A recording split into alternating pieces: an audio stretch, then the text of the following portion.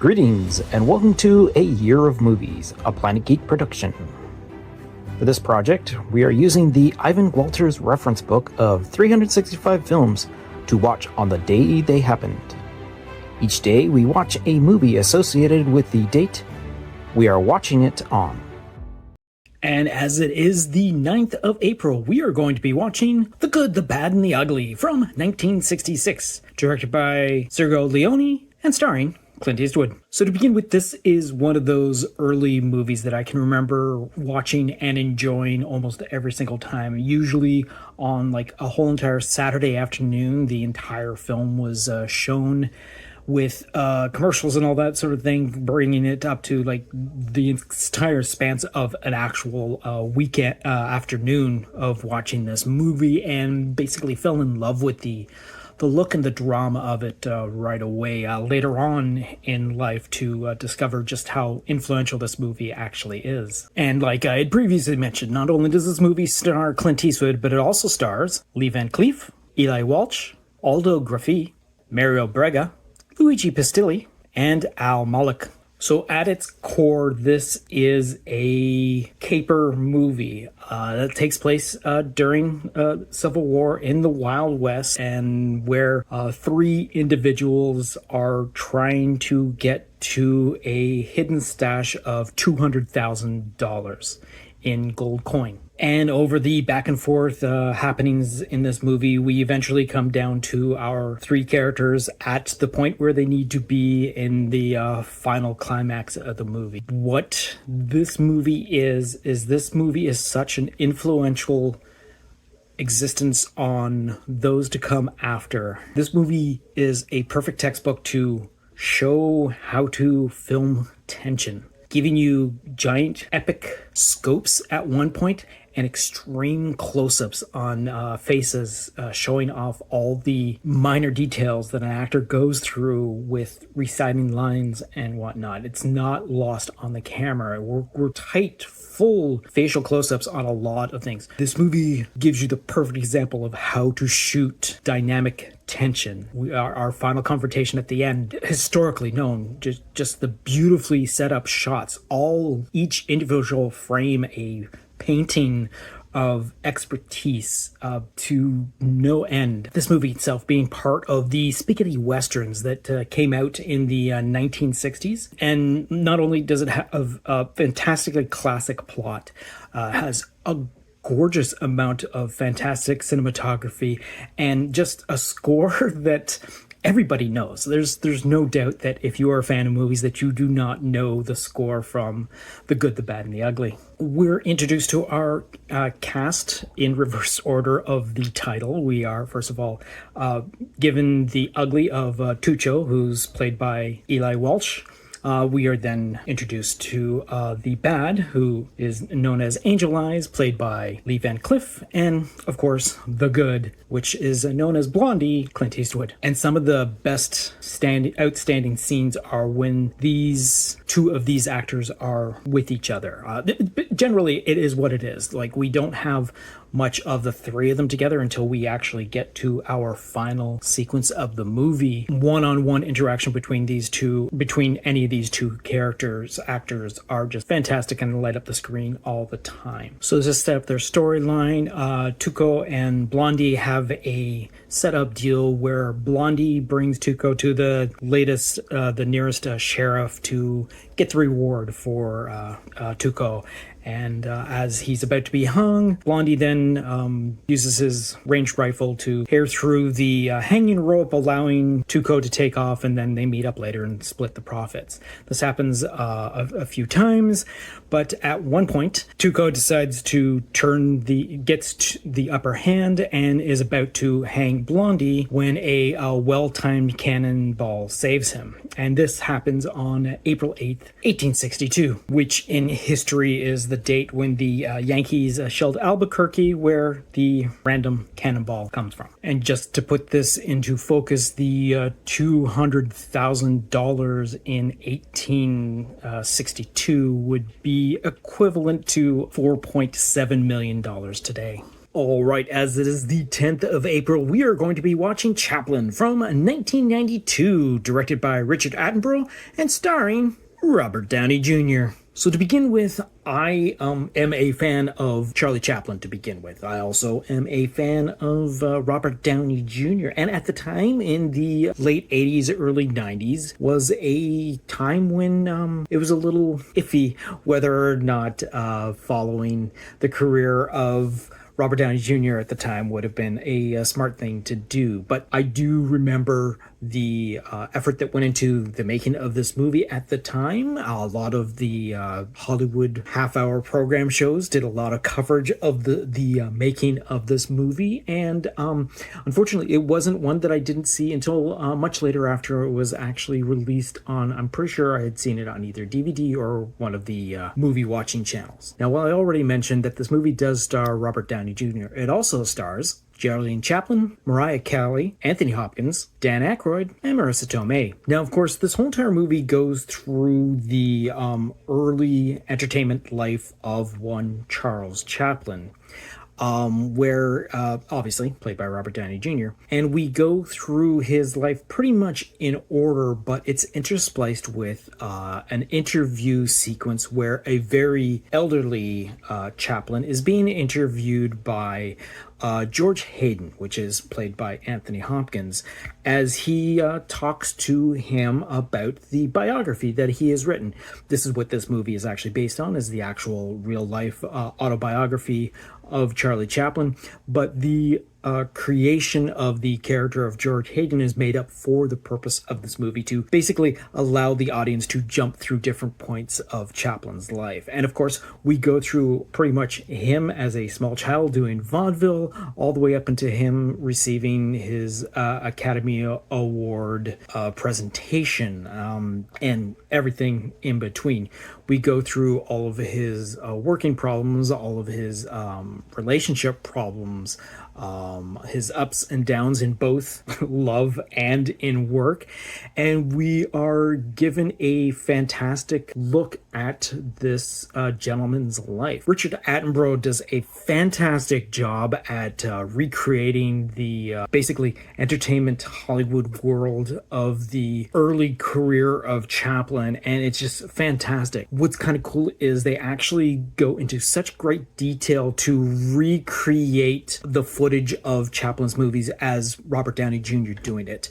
Apparently, Robert Downey Jr. took over a year to just study his mannerisms to become so much physically like, and he does a lot of the footage that you see. He even does a lot of the actual stunts that Charlie Chaplin did. Instead of using reused footage, they actually shoot footage, and the stuff that you see is actually Robert Downey Jr. as Charlie Chaplin. The entire movie is also littered with much more people than what I mentioned at the beginning. We have, because Charlie Chaplin gets so intertwined with Hollywood at the time, we are introduced to several characters throughout it, different actors and people behind the scenes and whatnot. And each of them is brought forward by a fantastic acting job by different actors and all that sort of thing. It's just a wonderful time capsule of the late 80s, early 90s to see these actors doing fantastic work to bring this very interesting story to life. Until we come up to the end of the movie where we have the Oscar tribute, and they use the actual footage of the real Charlie Chaplin as part of the montage that gets the presentation to Charlie Chaplin while he's at the 1972 Academy Awards, which is actually held on April 10th, which is about 2 hours and 8 minutes into this 2 hour and 23-minute movie. And when it actually came to the Academy Awards for that particular year, it actually got nominations for Best Actor for Robert Downey Jr., Best Original Score, and Best Set Direction. And as it is the 11th of April, we are going to be watching The Elephant Man from 1980, directed by David Lynch and starring Anthony Hopkins. So to begin with, this is a movie that I fell in love with very early upon seeing it. It was at a time when I was looking for stuff that had a lot of special effects involved with it and all that. I was just getting into horror, and a lot of people, a lot of suggestions had geared me towards this particular movie, which was a fantastic find. At the time, not realizing how early it was in a David Lynch history, but just falling in love with the actual look and the acting that went into this movie. So this is obviously not a first watch for me. And like it already established, not only does this movie star Anthony Hopkins, but it also stars John Hurt, Freddie Jones, Wendy Hiller, John Gielgud, Leslie Dunlop, Hannah Gordon, and Anne Bancroft. So like I mentioned about David Lynch, this is his only second theatrical movie, and it is definitely a lot different than anything else that he has done since then. He still has that unique way of presenting his unusual actors in a very wonderful way, which he uses throughout his whole entire career. But the use of not only the effect of the black and white film and the effects and the costuming, it just has this movie have such a great noir feel to a story that happens in like the 1890s in England, and it's just a feast to witness. Anthony Hopkins, a fantastic job as always, but the real big thing here is John Hurt under the huge amount of makeup as he is portraying John Merrick, or as otherwise known, the Elephant Man.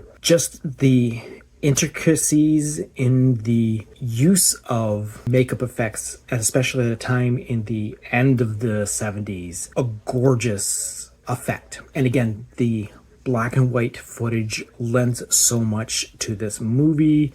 We're dealing with a gentleman of Frederick Treves, who is Anthony Hopkins, who discovers John Merrick, again, like I said, John Hurt, as this gentleman who has all these deformities throughout his whole entire body. And while he has medical curiosity about his condition, he grows to understand that he is more than what he starts out to be. And as John himself opens up more, he becomes known as being a lot more intelligent than he was expected to be. And it's just a wonderful telling of a actual real life story. And like I said, the way that David Lynch brings this to the screen is fantastic. And unfortunately, like so many of these real life stories, we do end up with an ending that is a little bit on the tragic side. And on April 11th, 1890, John lays down a move that, due to his medical condition, that he knows will kill him, and ends up ending the movie. And that happens at about an hour and 47 minutes into this 2-hour and 4-minute movie. Now, when it came to the Academy Awards for that particular year, it ended up getting several nominations, including Best Picture, Best Actor for John Hurt, Best Art Direction, Best Costume Design, Best Director, Best Film Editing, Best Original Music Score, and Best Adapted Screenplay. However, as a result of one of the things that turn out about the Academy Awards of that particular year is that the artist Christopher Tucker, who was responsible for the makeup that John Hurt had worn, never got any sort of recognition. And as the public outcry for this, the Academy decided to add a special effects makeup award to their ceremony, which premiered in 1982, and the inaugural winner was Rick Baker for his work on An American Werewolf in London. Greetings, and welcome to A Year of Movies, a Planet Geek production.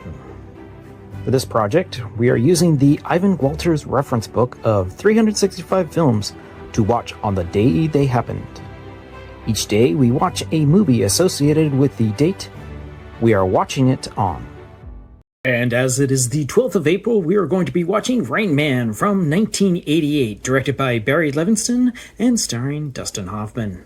So to begin with, we're dealing with a movie that basically is a perfect example of what a movie from the 80s actually is. While this is an 88 movie, it definitely reflects what a big budget blockbusters, big star movie is all about. While we don't have a huge cast, we do center in on two very well-known and very prodigious actors being the leads of this movie. It's kind of hard to, not growing up in the that era, to have had the chance to avoid knowledge of this movie at all. And like I'd already stated, not only does this movie star Dustin Hoffman, but it also stars Tom Cruise, Valeria Golino, Gerald R. Mullen, Jack Murdoch, Michael D. Roberts, Bonnie Hunt, and Ralph Seymour.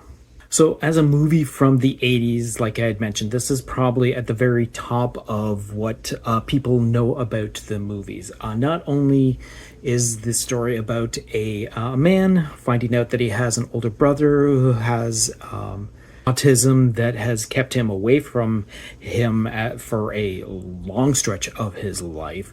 We also deal with them not only connecting, but becoming more kindred spirits together. And again, a lot of these stuff that we see in this movie gets referenced later on in movies through either homage or even straight out parody. The matching outfits in Vegas being the most widely repeated sequence throughout the history of filmmaking from this point on. Of course, we're dealing with an actor, Dustin Hoffman, who plays Ray Babbitt, is obviously an actor that is portraying a character that has a mental deficiency, and he does a very honest to the degree that this character has. There's no by no means do you feel like he's doing a parody of or a poor job of. He does a lot of very knowing, which at the time really wasn't that well known, but in modern day it definitely reflects quite a bit of what was unfortunately an underdiagnosed sort of situation back in the mid-80s with dealing with people with autism. Tom Cruise, who plays his brother of Charlie Babbitt, brings his acting level up to something that we hadn't quite seen from him before. Now, this is the era where Tom Cruise is going from that good look, sort of like happy-go-lucky character that he usually ends up plays, and actually starts, not that he hasn't before, but becoming an actual skilled actor, be able to hold up. This basically leads him on to do much more dramatic roles instead of either his wacky comedic roles prior or like his far-flung future action character roles. But this is where the groundlings of Tom Cruise showing how well of an actor he actually is. And Barry Levinson does a fantastic job of wrapping this whole entire story around these two obviously polar opposite characters that eventually come together. Now, while the relationship doesn't come to the conclusion that the one brother wants, it definitely is a very hopeful ending, and things eventually do work out for everyone involved. Now, after technically kidnapping his brother, Charlie needs to get him and Ray back to Los Angeles, so they are about to board a flight, which obviously Ray does not enjoy doing, hence the movie turns into an actual road sort of movie, road trip movie. And the date of the actual air flight was April 12th, 1988, which is about 37 minutes into this 2-hour and 13-minute movie. And when it came to the Academy Awards of that particular year, it actually ended up winning for Best Actor for Dustin Hoffman, as well as Best Director and Best Original Screenplay. It also got nominated for Best Set Direction, Best Cinematography, Best Film Editing, and Best Original Score. And as it is the 13th of April, we are going to be watching The Legends of the Fall from 1994, directed by Edward Zwick and starring Anthony Hopkins. Now again, this is one of those movies that you've always seen on so many lists from the time, with a fantastic cast, but I just never had any interest in seeing this basically what would have been a period drama, which I guess I probably should have seen previous to this, but this would be my first viewing. And as I had already just mentioned, that not only does this movie star Anthony Hopkins, but it also stars Brad Pitt, Aidan Quinn, Julia Ormond, Henry Thomas, Karina Lombard, and Christina Pickles. So this, like I mentioned, is a period drama that is about a very interesting family. A military man upset with how the government is handling problems with the indigenous people of the land, decides to leave his position and move his family more into a rural setting where his family is included the teachings of how the Indian people, the indigenous people of their land, live. To begin with, they are horse people dealing with cattle, and the gentleman has a wife and 3 children. As they grow up, the wife becomes a little more distant, moving to a warmer climate during the winters because she can't stand them. Eventually, her winter stays become permanent as she decides she doesn't want to come back. He ends up raising the 3 boys along with his youngest son, goes away, pleads Harvard, comes back with a fiance who the oldest son has an attraction to, yet this fiance has an attraction to the middle son. The 3 boys then go away to war. The youngest boy gets killed. The oldest confesses his love for the former fiance of his youngest, but she falls for the middle child. The middle child goes off, becomes a wild man for a while. The eldest goes on to become a businessman. The former fiance of the youngest stays at the father's ranch in waiting for the middle son to come back. It's just a huge entire list. So to name it off, the father is obviously Anthony Hopkins. The eldest son is Aidan Quinn. The middle son is Brad Pitt, and the youngest is Henry Thomas. And the woman's affection that is basically bouncing back and forth between the 3 brothers is Julia Ormond. Needless to say, this movie does not have very happy endings for most of the characters. There's a lot of death. It's a weird sort of complicated love story of like forgiveness and hate and forgiveness again and again, back and forth. Each of the characters is driven by their own wants.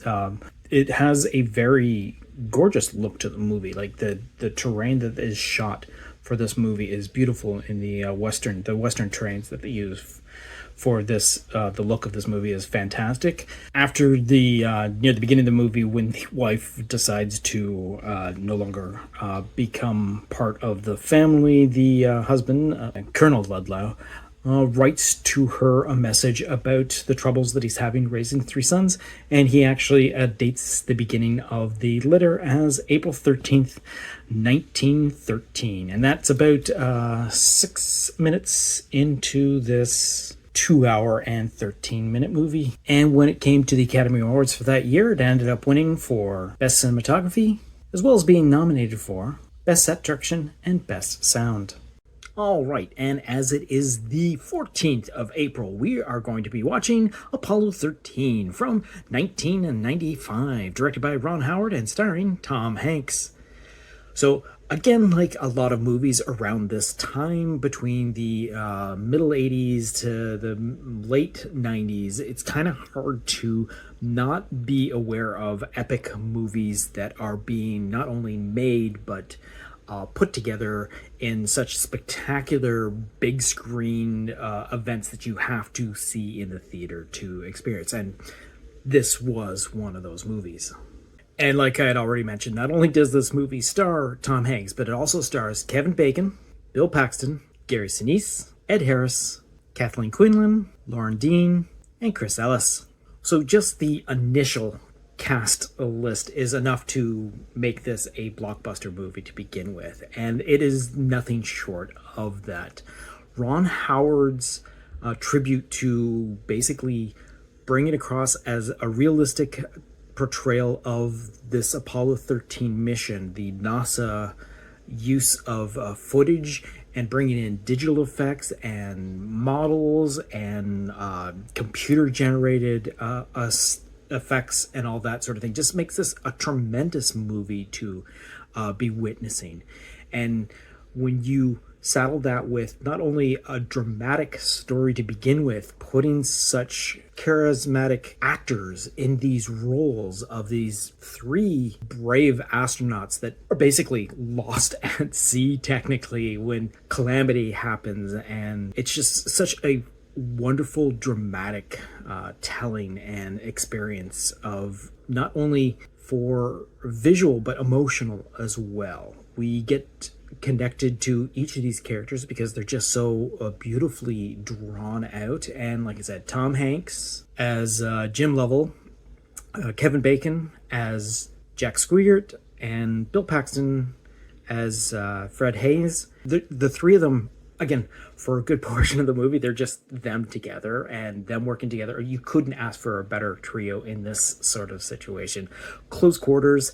I mean, just the pure amount of wonderful acting that goes on is just beyond approach. And as in the movie, when they fly around the moon, crossing to the far side, it is actually the April 14th, 1970, which happens about an hour and 9 minutes into this 2 hour and 20 minutes. And just to put that sort of event into perspective, as we are sitting here in 2026, the Artemis 2 on April 6th made its journey around the dark side of the moon practically a week and a bit prior to the anniversary of the date of the Apollo 13. Crazy random happenstance that this happens on this date. And when it came to the Academy Awards for that particular year, it ended up winning for Best Film Editing and Best Sound. It also got nominated for Best Supporting Actor for Ed Harris, Best Supporting Actress for Kathleen Quinn, and Best Art Direction, Best Original Music Score, Best Picture, Best Visual Effects, and Best Adapted Screenplay.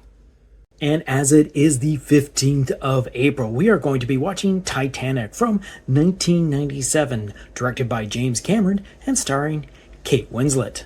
So if you were of a certain age in the late 90s, there was no doubt that you were definitely aware of this particular movie.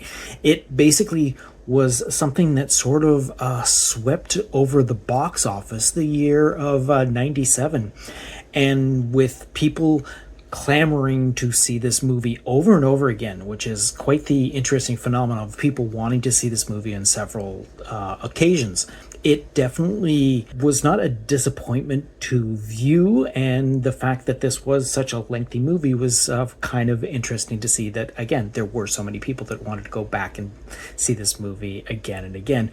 I, however, did not get to see this movie until almost the actual Academy Awards for that particular year, so while I did see it in the theaters, I did see it near the end of pretty much its run. Like I had already mentioned, the movie does star Kate Winslet, as well as Leonardo DiCaprio, Billy Zane, Francis Fisher, David Warner, Bill Paxton, Gloria Stewart, Susie Amos, Kathy Bates, and Bernard Hill. So to cover the entire length of this particular story, we are definitely dealing with the sinking of the Titanic, what led up to it, and events that happened decades after.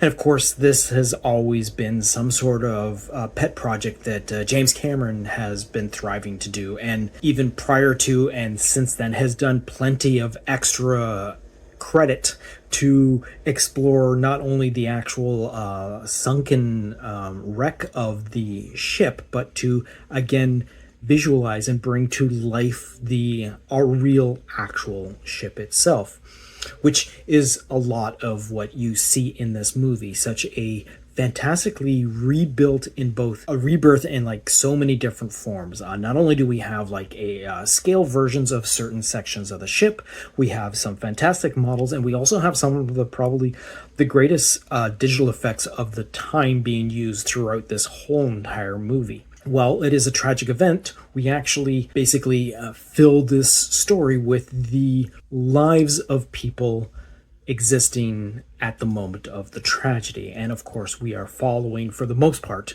the story of Rose and Jack, who are Kate Winslet and Leonardo DiCaprio, where they have this basically to begin with, an innocent sort of flirtation that turns into a love affair, brings in sort of the ire of a jilted lover. We have the sarcastically witty Margaret Molly Brown, who's played by Kathy Bates, again superbly, and we're dealing with a Romeo and Juliet sort of situation that obviously ends in mostly tragedy, and it's a very engrossing movie to watch.